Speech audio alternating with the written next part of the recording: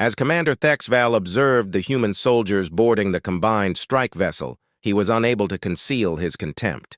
The humans gripped what appeared to be archaic projectile weapons, crude metal tubes that fired solid ammo using chemical explosives, but the technology looked antiquated in comparison to the sleek energy weapons and quantum disruptors carried by his own Zenturi warriors. Themal asked Captain Yolandra, his interpreter, in an attempt to express his disdain. "Tell me again why we need these Deathworlders. Their weapons are centuries behind ours in terms of technology. High Command feels that we need different strategies, because the Hive has adapted to our energy signals, and the Hive's standard plasma and particle weapons aren't working." Captain Yolandra, an experienced Vorak commander, examined the human contingent with more consideration. Overhearing the conversation, Sergeant David Kowalski smiled and patted the customized rifle slung over his shoulder. "Don't worry about us, sir. We brought the good stuff. My plasma gun can obliterate enemies at a distance of 3 kilometers. With perfect accuracy, and I'm sure it's really gorgeous when it works." Thexval's mandibles snapped in enjoyment. "That weapon belongs in a museum," David responded with trained quickness, looking through his ammunition pouches. What would happen if it didn't? The mission briefing had been simple. Enter the main nest. Of the Hive on Kepler 438b, kill the Queen. The insectoid aliens had somehow evolved to absorb and reroute energy-based attacks, converting the galaxy's most advanced weapons into harmless light shows as their dropship descended through the planet's toxic atmosphere. This was in contrast to the 3 previous assault teams, whose advanced energy weapons had failed against the Hive's adaptive bioarmor. Thexval observed the humans going through their pre-combat rituals, but instead of modifying quantum frequencies or calibrating energy matrices, they did something he had never seen before. They prayed to something they called luck and muscle memory rather than to tactical computers or technology. Within minutes of landing, a swarm of Hive warriors emerged from underground tunnels, their bioarmor shining with the energy they had absorbed from innumerable unsuccessful strikes. This was the first contact. Thexval reported that panic began to creep into his voice as the alien troops instantly opened fire with their plasma weapons, while they watched in horror as the brilliant energy bolts were harmlessly absorbed into the creature's chitinous shells.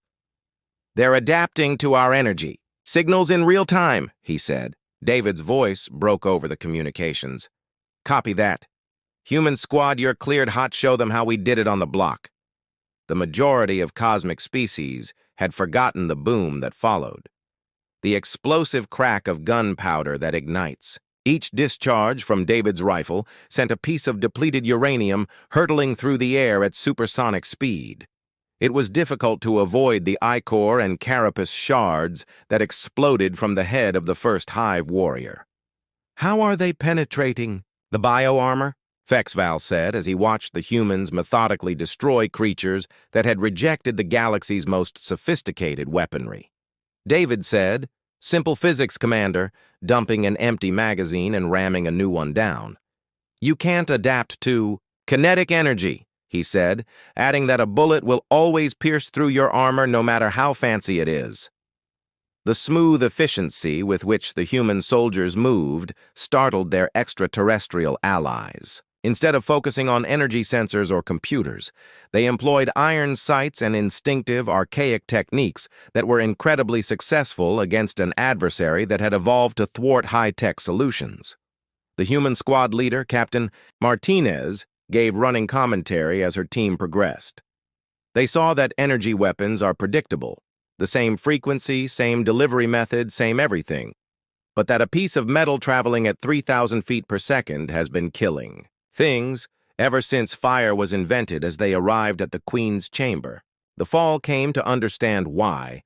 Despite the rest of the galaxy having given up on kinetic projectiles in favor of more advanced technology that humans had achieved, humans were the only species still utilizing crude weaponry.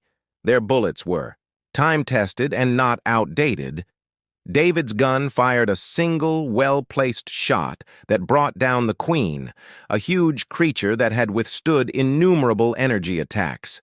The bullet, a straightforward piece of formed metal, achieved what plasma guns and quantum disruptors were unable to. As they left the nest, David reported ejecting his spent casing Queen.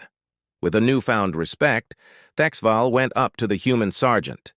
"Your weapons aren't even crude, are they?" David grinned as he cleaned his rifle with the help of someone who recognized that sometimes the best solutions came from the old methods. "Commander, when the galaxy switched to energy weapons, we kept our bullets because we knew that eventually we would encounter something that mocked advanced technology, not because we couldn't adapt." He pointed to the fallen hive warriors strewn all around them. "As it turns out, we were correct that day. The galaxy learned a crucial lesson. Mankind realized that evolution always finds a way, and that often the most straightforward solutions are the most effective. So they stopped using antiquated weaponry since they were behind the times.